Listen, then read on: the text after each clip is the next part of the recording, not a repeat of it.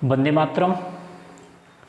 दोस्तों, आज हम अम्ल और क्षार के बारे में पढ़ेंगे कि अम्ल क्या होता है, क्षार क्या होता है, लवण क्या होता है। इसके बारे में आज हमें स्टडी करना है। तो आप सभी सबसे पहले ये पूरा वीडियो देखिएगा, क्योंकि जब तक आप पूरा वीडियो देखेंगे नहीं तब तक आपको पूरे अच्छे तरह से समझ में नहीं आएगा। और अगर आपको सभी चीज़ें खूब अच्छे तरह से समझ में आती हैं तो आप मेरे चैनल को लाइक और सब्सक्राइब अवश्य करेंगे, जिससे आपको जो नेक्स्ट अपडेट है वो मिलता रहेगा। Okay, thank you. तो आज हम बात करते हैं अम्ल और क्षार के बारे में। अम्ल, क्षार और लवण, ठीक है। तो अम्ल किसे कहते हैं, अम्ल क्या होता है, क्षार क्या होता है, लवण क्या होता है। तो अगर हम व्यवहारिक भाषा में बात करें, अगर हम व्यवहारिक भाषा में लेते हैं तो अम्ल क्या है। अम्ल मतलब एसिड, जो हमारा एसिड होता है, ऐसे पदार्थ जो स्वाद में खट्टे होते हैं। सोर मतलब खट्टा होता है। ऐसा पदार्थ जो स्वाद में खट्टा होता है और नीले लिटमस पत्र को लाल कर देता है। ऐसा पदार्थ जो स्वाद में खट्टा होगा, मतलब वो क्या होगा, स्वाद में खट्टा होगा, मतलब उसका जो टेस्ट होगा वो क्या होगा, खट्टा होगा। और दूसरा, नीले लिटमस पेपर को क्या कर देगा, लाल कर देगा। ऐसे पदार्थों को हम अम्ल कह सकते हैं। अगर हम व्यवहारिक भाषा का प्रयोग करें तो वहाँ कह सकते हैं कि जो पदार्थ खट्टे होते हैं उसे हम अम्ल कहते हैं, ठीक है। तो हम देखते कि हमारे घर पे बहुत सारी चीज़ें ऐसी खट्टे पदार्थ हैं जो प्रयोग किए जाते हैं। जैसे अगर हम देखें तो जैसे हम फ्रूट में अगर फ्रूट ले लेते हैं तो हम क्या करते हैं, अंगूर खाते हैं, संतरा खाते हैं, नींबू का प्रयोग करते हैं। तो ऐसे जो पदार्थ जो स्वाद में खट्टे होते हैं उसे हम अम्ल कह सकते हैं, ठीक है ना। और दूसरी कंडीशन क्या होती है, वो नीले लिटमस पेपर को लाल कर देते हैं। बट अगर हम साइंटिफिक रीजन से जाते हैं, साइंटिफिक रीजन से आर्हेनियस, अगर आर्हेनियस का लेते हैं तो आर्हेनियस का जो है उसमें क्या है कि जो ऐसे पदार्थ जो हाइड्रोजन देता है, मतलब यानी पानी के साथ, वाटर के साथ जब रिएक्शन करते हैं, पानी के साथ रिएक्शन करके अगर वो हाइड्रोजन आयन देते हैं तो हम उनको भी एसिड ही कहते हैं। ऐसे पदार्थ जो पानी के साथ रिएक्शन करके अगर हाइड्रोजन आयन देते हैं तो उसे हम क्या कहते हैं, एसिड कहते हैं। ऐसे पदार्थों को भी एसिड कहा जाता है। नेक्स्ट, अगर हम ब्रॉन्स्टेड लॉरी की बात करें, अगर ब्रॉन्स्टेड लॉरी की बात करें तो ऐसे पदार्थ जो प्रोटॉन त्याग करते हैं, प्रोटॉन को त्याग करते हैं, ऐसे पदार्थों को भी हम अम्ल ही कहते हैं। तो इस तरह से हम देखें तो अम्ल की हमारी जो परिभाषा है, यानी एसिड का जो डेफिनेशन है, तो एसिड के डेफिनेशन के अकॉर्डिंग अगर हम जाते हैं तो पहला है, अगर व्यवहारिक भाषा में हम देखते हैं, ऐसे पदार्थ जो स्वाद में खट्टे होते हैं उन्हें हम अम्ल कहते हैं। दूसरी परिभाषा अगर देखते हैं, साइंटिफिक देखते हैं, कि जो नीले लिटमस पत्र को लाल कर देता है उसे भी हम क्या कहते हैं, अम्ल कहते हैं। अगर हम ब्रॉन्स्टेड लॉरी के अनुसार जाते हैं तो जो हाइड्रोजन पानी के साथ रिएक्शन करके अगर हाइड्रोजन आयन देता है तो ऐसे पदार्थों को भी हम अम्ल कहते हैं। उसके बाद देखें कि अगर जो पदार्थ हमें प्रोटॉन प्रदान करता है, प्रोटॉन अगर प्रदान करता तो उसे भी हम अम्ल कहते हैं, ठीक है, जो ब्रॉन्स्टेड लॉरी के अकॉर्डिंग होता है, ठीक है।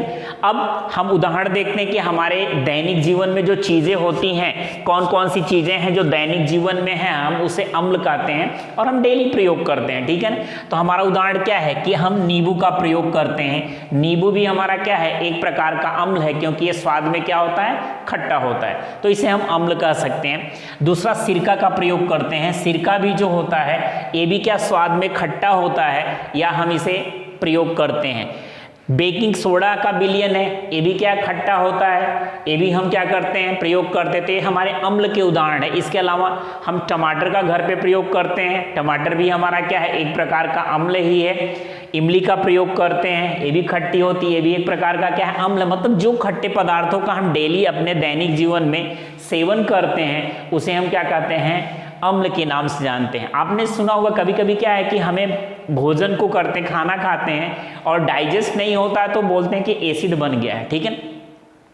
अब एसिड बन गया है तो एसिड को रिमूव करने के लिए हम क्या करते हैं, बेस का प्रयोग करते हैं। बेस का प्रयोग करने से हमारे बॉडी के अंदर का जो एसिड है वो निकल जाता है। जैसे इनो का प्रयोग करते हैं, वो एक प्रकार के क्षार से ही बनाया जाता है, ठीक है ना। तो ये रिएक्शन बाद में उसके हम देखेंगे। तो इस तरह से अगर हम देखें कि हमारा जो जनरल एग्जांपल्स अगर केमिस्ट्री के लैंग्वेज हो तो हाइड्रोक्लोरिक एसिड HCl जो एक प्रकार का अम्ल है। दूसरा हमारा नाइट्रिक एसिड HNO3, ये भी एक प्रकार का अम्ल का एग्जाम्पल है। H2SO4 जिसे हम सल्फ्यूरिक एसिड बोलते हैं। Sulphuric acid it is also the called as the king of solution, जिसे हम बिलियनों का राजा बोलते हैं। ये सल्फ्यूरिक एसिड भी हमारे अम्ल का उदाहरण है। ओके, तो इस प्रकार से हम अम्ल के बारे में जान सकते हैं कि अम्ल क्या होता है, हमारे दैनिक जीवन में कहाँ कहाँ इसको प्रयोग करते हैं। ये सारे पॉइंट्स अम्ल के हैं। तो मैं समझता हूँ आप सभी लोगों को अम्ल के बारे में समझ में आ गया होगा कि अम्ल क्या है, किस तरह से इसका प्रयोग होता है और इसके उदाहरण क्या होते हैं, इसकी परिभाषा क्या होती है। ओके,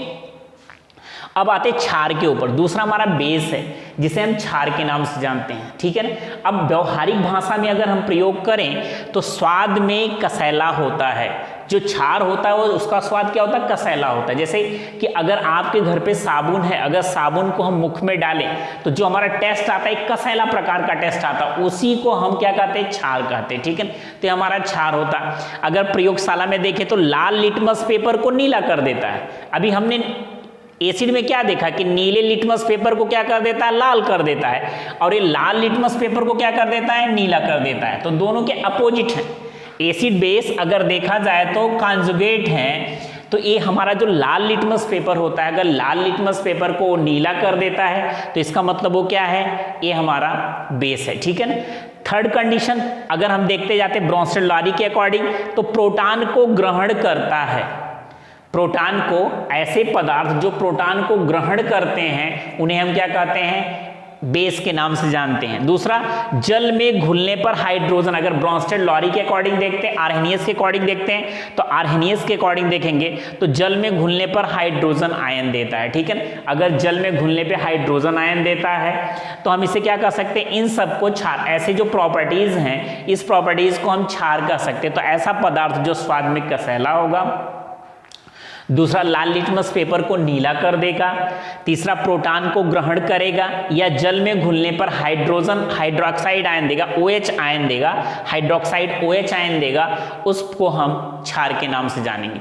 तो ये हमारे क्षार का डेफिनेशन है। अब क्षार जो हम घर पे यूज करते हैं, जैसे हमारे पास है यानी सोडियम हाइड्रोक्साइड, ये क्या है, सोडियम NaOH, ये एक प्रकार का क्षार है। कैल्शियम हाइड्रोक्साइड है, मैग्नीशियम हाइड्रोक्साइड है, साबुन है, डिटर्जेंट है, ये सब क्या है, क्षार के उदाहरण है, ठीक है, जिसे हम अपने जीवन में प्रयोग, जैसे हम साबुन का डेली प्रयोग करते हैं, डिटर्जेंट का प्रयोग करते हैं, या फिर किसी को एसिडिटी हो गई तो इनो का प्रयोग कर सकते हैं। ये सब क्या है, क्षार के एग्जाम्पल हैं, ठीक है। तो इस तरह से हम अम्ल और क्षार के बारे में जान सकते हैं। एक बार मैं फिर से रिपीट करता हूँ अम्ल के बारे में, ऐसा पदार्थ जो स्वाद में खट्टा होता है। दूसरा, प्रयोगशाला में अगर देखते हैं तो नीले लिटमस पत्र को लाल कर देता है, उसे हम अम्ल कहते हैं। या जल के साथ अभिक्रिया करके हाइड्रोजन आयन देता है, या प्रोटॉन को प्रोटॉन प्रदान करता है यानी रिमूव करता है, ऐसे पदार्थों को हम अम्ल के नाम से जानते हैं, ठीक है। उदाहरण में हमारा नींबू है, सिरका है, बेकिंग सोडा है, टमाटर है, इमली है, संतरा है, ये सारे एग्जाम्पल अम्ल के हैं। और अगर हम केमिस्ट्री के लैंग्वेज देखते हैं तो हाइड्रोक्लोरिक एसिड है, नाइट्रिक एसिड है, सल्फ्यूरिक एसिड है, ये सारे हमारे अम्ल के उदाहरण हैं। दूसरा एग्जाम्पल्स अगर देखते हैं क्षार के बारे में देखते हैं, ऐसा पदार्थ जो स्वाद में कसैला होता, मतलब जो टेस्ट जिसका क्या होगा, कसैला होगा, तो वो हम और क्या करेगा, ये लाल लिटमस पेपर को नीला कर देगा। जो लाल लिटमस पेपर हमारा है अगर इसको ये नीला कर देता है, साथ साथ प्रोटॉन को अगर ग्रहण करता मतलब एब्जॉर्ब करता है, या जल में घुलनशील होने पर हाइड्रोक्साइड आयन देता है, OH आयन देता है, ऐसे पदार्थों को हम क्षार कहते हैं। उदाहरण के लिए जो हम घर पे प्रयोग करते हैं, जैसे घर पे हम डिटर्जेंट का प्रयोग करते हैं, साबुन का प्रयोग करते हैं, या इनो का प्रयोग करते हैं, ये सारे क्या हैं, क्षार हैं। या सोडियम हाइड्रोक्साइड देखते हैं, calcium hydroxide, magnesium hydroxide, these are the example. ये सभी एग्जाम्पल्स किसके हैं, ये सभी उदाहरण हमारे क्षार के हैं, ठीक है। तो हम इस तरह से अम्ल और क्षार के बारे में स्पेसिफाई कर सकते हैं। फिर अब अम्ल और क्षार को पहचानने के लिए सबसे क्या होता है, यानी लेबोरेटरी के अंदर हमें सूचक रखना पड़ता है। सूचक मतलब इंडिकेटर। इंडिकेटर जैसे हम गाड़ी चलाते हैं तो गाड़ी को अगर हमें साइड को टर्न करना होता तो क्या होता है, उसके इंडिकेटर को जलाते हैं, ठीक है ना, तो हमें पता चलता है हमें किस डायरेक्शन में जाना। सेम कंडीशन एसिड और बेस को पहचानने के लिए हमें सूचक का प्रयोग करते हैं। सूचक मतलब ये एक प्रकार का इंडिकेटर है। अगर व्यवहारिक भाषा में हम बोले, जो पदार्थ हमें सूचना देने का काम करते हैं उसे हम सूचक कहते हैं। मतलब जो हमें सूचना देंगे वो क्या कहलाएंगे, सूचक। जैसे हमारी कोई इंफॉर्मेशन थी वो किसी व्यक्ति के द्वारा मिली थी, इसका मतलब वो हमारे लिए सूचक का काम करता। सेम केमिस्ट्री में उसे हम इंडिकेटर या सूचक कहते हैं। तो ऐसे पदार्थ जो किसी परिवर्तन की सूचना देते हैं, मतलब क्या चेंज हो रहा है, ठीक है ना, क्या चेंज हो रहा है, ऐसे चेंजेस के, यानी जैसे हमने देखा कि लैब में अगर नीले लिटमस पत्र को हमने भिगोया तो किस में चेंज हो गया, लाल में परिवर्तित हो गया, यानी परिवर्तन का सूचना दिया, ठीक है ना। तो इस तरह से जो पदार्थ हमें कोई सूचना देते हैं परिवर्तन की, उसे हम सूचक कहते हैं, ठीक है। सेकेंड, स्मेल के द्वारा, स्मेल भी आता है, जैसे जो सूचना स्मेल आती है, स्मेल में भी तो हम क्या उसे गंध सूचक के नाम से जानते हैं, ठीक है। जो गंध के द्वारा सूचना दे से उसे हम गंध सूचक के नाम से जानते हैं। तो ये हमारा क्या है, इंडिकेटर है, सूचक है। अब इसके कुछ उदाहरण, जैसे हमारी हल्दी है, टर्मरिक, ठीक है ना, टर्मरिक है, हल्दी भी एक सूचक का काम करती है। मेथिल ऑरेंज है, ये भी एक सूचक है। फिनोल्फ्थलीन है, ये भी एक सूचक का काम करता है। तो मतलब ऐसे पदार्थ जो हमें सूचना देने का प्रदान काम करते हैं, ऐसे पदार्थों को हम सूचक के नाम से जानते हैं और इसे हम सूचक कहते हैं। अब नेक्स्ट है अम्ल और क्षार। अब ये हमें क्लियर हो गया कि अम्ल और क्षार क्या होता है। लवण के बारे में भी अगर आप कहें, मतलब जो अम्ल और क्षार की अभिक्रिया से जो उदासीन पदार्थ प्राप्त होता है उसे हम लवण कहते हैं। जैसे अगर देखा जाए सोडियम क्लोराइड NaCl जो खाने का नमक है वो लवण के नाम से जाना जाता है। मतलब वो न्यूट्रल होता है, न्यूट्रल कैरेक्टर का होता है, ऐसे कैरेक्टर को हम लवण के नाम से जानते हैं। अब आते हैं अम्ल और क्षार के कुछ रासायनिक गुणधर्म। मतलब इसके रासायनिक गुणधर्म क्या है, मतलब अम्ल क्षार अगर हम प्रयोगशाला में या कोई एक्सपेरिमेंट करेंगे तो उनके गुणधर्म क्या हैं, किस तरह से वो बिहेव करते हैं, तो हम बारी बारी से इसके बारे में देखते हैं। तो पहला इसका जो प्रॉपर्टी है, अम्ल एवं क्षार की धातु के साथ अभिक्रिया। अगर कोई अम्ल है या कोई क्षार है, अगर वो धातु के साथ अभिक्रिया करेगा तो क्या क्या होगा, ठीक है ना। अगर हम अम्ल और क्षार को ले लेते हैं जो धातु के साथ अभिक्रिया करते हैं, तो मेटल के साथ अभिक्रिया करने पे उनमें क्या क्या परिवर्तन होते हैं, ये सारी चीज़ों के बारे में हम बात करेंगे, ठीक है। तो अब यहाँ हमारा जो अम्ल है, अगर अम्ल किसी भी धातु के साथ अभिक्रिया करेगा तो धातु के साथ अभिक्रिया करने के बाद वो क्या बनाएगा, लवण और हाइड्रोजन गैस बनाएगा। मतलब वो सॉल्ट बनाएगा और उसके साथ साथ हाइड्रोजन गैस निकलेगी, ठीक है। जैसे हमने एक एग्जाम्पल लिया है यहाँ पे कि अम्ल जो है, अम्ल यहाँ अम्ल धातु के साथ अभिक्रिया करके लवण और हाइड्रोजन गैस बनाते हैं, ठीक है। अब यहाँ से अम्ल प्लस धातु और रिएक्शन होने के बाद यहाँ पे लवण प्लस हाइड्रोजन गैस निकलती है। ये इसका एग्जाम्पल है हाइड्रोक्लोरिक एसिड HCl। ये हाइड्रोक्लोरिक एसिड है। अगर हाइड्रोक्लोरिक एसिड को सोडियम के साथ रिएक्शन कराते हैं, सोडियम क्या है, एक प्रकार का मेटेलिक है, मेटल है, और तो यहाँ से NaCl मतलब सोडियम क्लोराइड जो हमारा लवण बन रहा है, और प्लस साथ साथ में हाइड्रोजन गैस इसके साथ निकल रही है। तो यहाँ से हमें देखने को मिलता है कि अगर कोई भी धातु, हाइड्रोक्लोरिक एसिड जैसे धातु, हमारा जो अम्ल है HCl, अगर सोडियम धातु के साथ रिएक्शन किया तो हमारे पास लवण जो है NaCl बना और हाइड्रोजन गैस इसमें से निकलती है, ठीक है। और भी हम एग्जाम्पल्स इसमें ले सकते हैं कि अगर हमारे पास कोई भी और ले लेते हैं, ठीक है, जैसे H2SO4 है। H2SO4 it mean sulphuric acid है। अगर ये मैग्नीशियम के साथ अभिक्रिया करता है, मैग्नीशियम ये क्या है, ये हमारा एक एसिड है, हमारा एसिड है, और ये क्या है, मेटल है। अब ये रिएक्शन कर रहा है तो क्या बन रहा है, MgSO4 मैग्नीशियम सल्फेट बना रहा है। मैग्नीशियम सल्फेट बनता है और प्लस इसमें से हाइड्रोजन गैस निकल रही है। अब यहाँ भी देखिए आप, ये हमारा एसिड जो था और एक था मेटल, एसिड प्लस मेटल, और यहाँ से क्या बना, सॉल्ट यानी लवण बना और प्लस हाइड्रोजन गैस, ठीक है ना। तो ये हाइड्रोजन गैस इसके अंदर से निकल रही है। तो ये भी क्या है कि अम्ल की धातु के साथ रिएक्शन है। अगर अम्ल धातु के साथ रिएक्शन करेगा तो हमारे पास क्या बनेगा, लवण बनेगा और प्लस हाइड्रोजन गैस निकलेगा, ठीक है ना। तो पहला मैं समझता हूँ कि आप सभी लोगों को समझ में आ रहा होगा। नेक्स्ट, अब क्षार के साथ धातु की अपक्रिया, ठीक है ना। अब क्षार जो है वो धातु के साथ अपक्रिया कैसे करता, तो क्षार मतलब हमने एक सोडियम हाइड्रोक्साइड ले लिया। सोडियम हाइड्रोक्साइड एक क्षार है। अगर ये सोडियम हाइड्रोक्साइड रिएक्शन करता है जिंक के साथ, किसके साथ करता है, जिंक के साथ। अब हमारा सोडियम हाइड्रोक्साइड जो होगा वो सॉलिड होगा, ये भी जिंक भी क्या होगा, सॉलिड होगा। ये सॉल्ट बनेगा, ये भी सॉलिड होगा और एक गैसियस फॉर्म में रिएक्शन मिलेगा। तो यहाँ से सोडियम हाइड्रोक्साइड जिंक के साथ रिएक्शन करता है और यहाँ पे सोडियम जिंकेट में Na2ZnO2 में कन्वर्ट होता है, सोडियम जिंकेट में कन्वर्ट होता है और प्लस साथ साथ में इसमें से हाइड्रोजन गैस निकलती है। ओके, तो इस तरह से अगर देखा जाए जो क्षार है, क्षार भी अगर धातु के साथ अपक्रिया करता है तो यहाँ पे हमारे पास क्षार होगा, क्षार धातु के साथ अपक्रिया करेगा तो यहाँ पे हम धातु लेंगे और ये हमारे पास बनाएगा, लवण बनाएगा और साथ साथ में हाइड्रोजन गैस इसमें से निकलेगी।